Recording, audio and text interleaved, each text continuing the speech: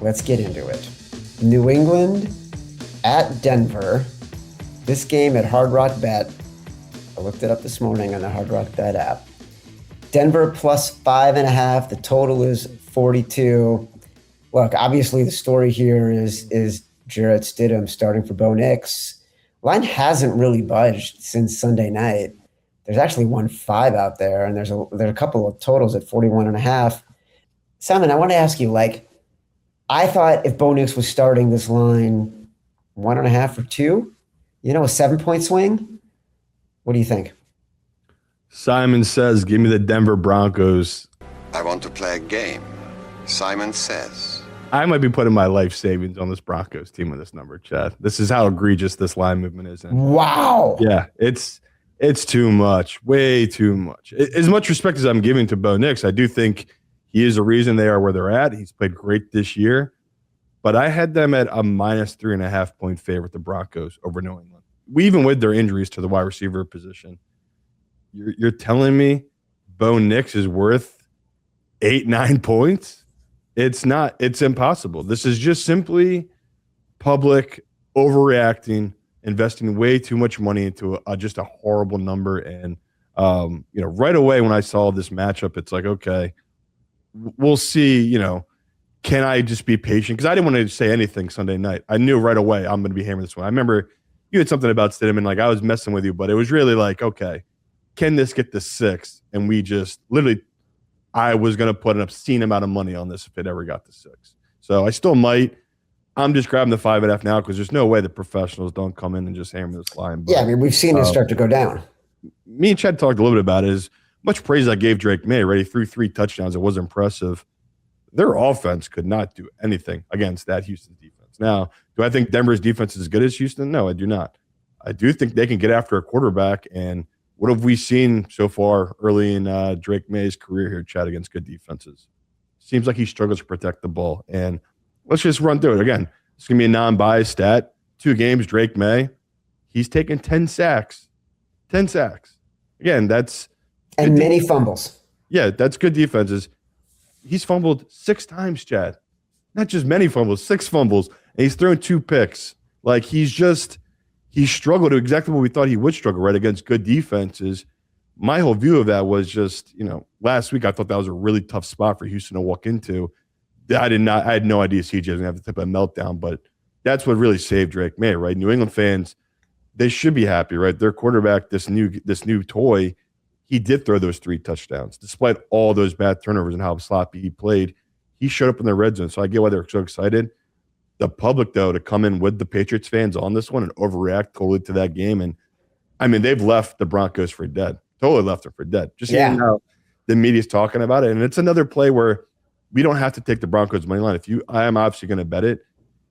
It's the move here is simply taking the Broncos at 13-1 for the Super Bowl. That's where they're at a lot of books. Again, they're deader than dead. They're 13-1, and all they would do is win 2 games. You will never see these odds again ever in the rest of your life because this is so unique. We've never had a conference championship team. I think they've been a 3-point dog before. Over 3 points, never in my lifetime. And I looked, Evan Abrams said it's never happened before. So this is totally unique. And, I'm about to hit people over the head with thousands of stats because that's, I want stuff to back it up here. But just strictly being a bettor here, people, you have to understand this is a bet you need to blindly make always. When you see this type of number with a backup quarterback, yes, if this was a backup quarterback who was their first year in the NFL, I wouldn't be as confident about this. We talked about it. He's played games, right? I know he's 1-3 his career, but he's played in games. He's faced NFL competition before. Now, I know this is his first playoff start, which isn't ideal, but it's like, okay, this is a guy that's been in Sean Payton's offense now for 2 years. You expect him to be comfortable enough to make plays against a Patriots defense that, yes, they are good, right? They've had good turnovers these last 2 games. I really think the Chargers and Houston, they are both in my rankings in the bottom 30 of offensive lines. Denver Broncos, number 2. This is night and day between what you can do scheme-wise. And, New England's defense looked like world beaters. Let's be honest here. They've had a lot of help with the weather and just piss poor quarterback play, which, once again, you could say it's all about the defense, but come on. CJ was so bad in that game. You can't just simply say that was defensive play. So Chad's going to love this one. We got burned earlier in the playoffs, fading the Carolina Panthers at a 9-point dog at home. Yeah. If the line closes at anything above 3.5 for this Broncos team, or 4, I should say, in the last 50 years in the playoffs, dogs of 4 points or more at home in the playoffs, 9-0 against the spread. They just don't lose. So we've seen it, right? The public has overreacted. This number opened at 3.5, immediately got steamed to 4, immediately got steamed to 4.5. Now it's at 5.5 at a couple of different books. So, I'm trying to be patient here, but every bookmaker I know is going to be calling me up, begging me to bet Broncos for them, because it's just going to be all Patriots money. They're just going to be hammering it. And, I usually go and roll over my tickets. I've just been letting my Patriots money sit out there because I'm going to go to those books and just take all that money and roll it over on this Broncos team. This is probably my biggest bet of the playoffs. I thought New England was going to be. I just cannot believe this number's grown to 5.5, Chad. It's wow. At this point. Well, listen, I'm inspired, and I was with you. Yeah. It just seemed like too much of an overreaction. The evidence we need lies in a man named Nick Foles, who had a glorious tweet supporting the Broncos and their fans about what is possible when a backup comes in. Obviously, he had a little bit more of a run at the end of that Eagles season, which you're aware of, but they still went through the playoffs as pretty big underdogs. And I remember this very clearly. We had just launched action in January of 2018 in the middle of those playoffs. And we rode the Eagles all the way through the Super Bowl saying, take the Eagles at 5.5, take the Eagles at 5.5. So is Jarrett Stidham Nick Foles? We have no idea, but it's a pretty good example of what can happen. He has been an NFL quarterback. And don't forget, Jarrett Stidham thought he was good enough that when they drafted Bo Nix and immediately named him the starter, he was really pissed. Like, he is not a guy who's thinking, I'm coming in and I'm going to be a placeholder.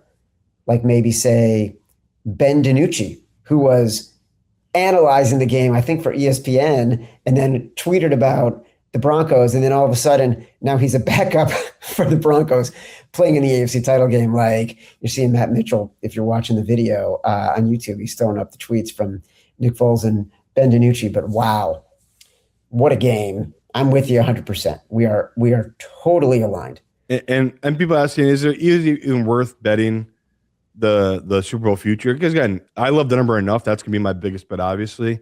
It's really just about Sean Payton. Sean Payton is actually really good as a dog in his career. He's 12-10 straight up when he's listed as a home underdog in any game in his life. So basically, if you bet $100 since he started being a home dog, you would be up $744.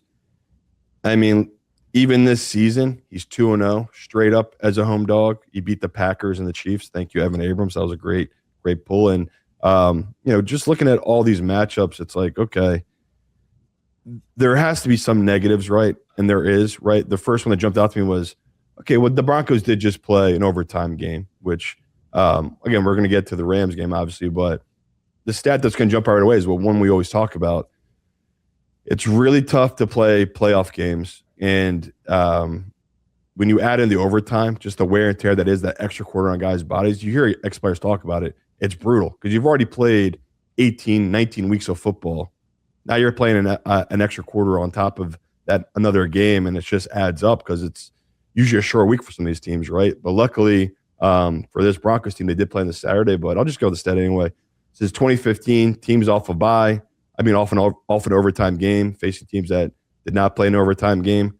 They are 10-18 straight up, 11-17 against the spread. So, plays into what people think here, which is it's really tough to play after a playoff game. Another amazing stat from Evan Abrams. In the playoffs, when a team wins a playoff game, and now they're in the next round of a playoff game, they're 0-5 straight up, 1-4 against the spread since 2015, losing by 15 points per game. So I'm not saying it's not going to be an uphill battle, right? Both these teams. Oh, wait, what's the context for that stat you just gave? I feel like I didn't hear it. The context is if you play an overtime game, then you have another playoff game the next game. Got it. The historical fact is they're 0-5 straight up and 1-4 since 2015. And, if you want to go back even further, which I think like Evan did, since 2002, teams are just 6-13 straight up in the playoffs in this exact spot. So it's really hard. It's really hard to really get that fired up about Denver. That's why it's like you don't have to take the money line. The straight up number is so tough. Just take that future on the Super Bowl future at 13-1. But to me, the number, that's the key here. I'm really wanting to get people hammering this 5.5 number. I think that's the key here. Is the Patriots could win, right? Drake Maye has been perfect this season. He's not lost a road game this year. He's 8-0 straight up. Can they steal it, White? Get a field goal at the end of the game? Neither of us would be shocked. But to me, that's where we talk about the lines move too much. 3.5 is right for this game. 5.5, you're getting 2 free points here. And I can't tell you how excited I was to see this one. So, yeah, I love betting it. And then as soon as I saw those trends from Evan, which I gave at the top of the show, that +4 dog, 9-0, last 50 years, it's like, oh, my God. This is just lining up. The public is going to get absolutely crushed on this one because they're just going to keep hitting this Patriots side. So I'm giving out Simon Says just in case the pros do come in and bet this down below 4. But, 5.5, that just feels like a gift. Do we have opinion on the total? 42 at Hard Rock, 41.5 other places. The Broncos were 10-8 to the under this year.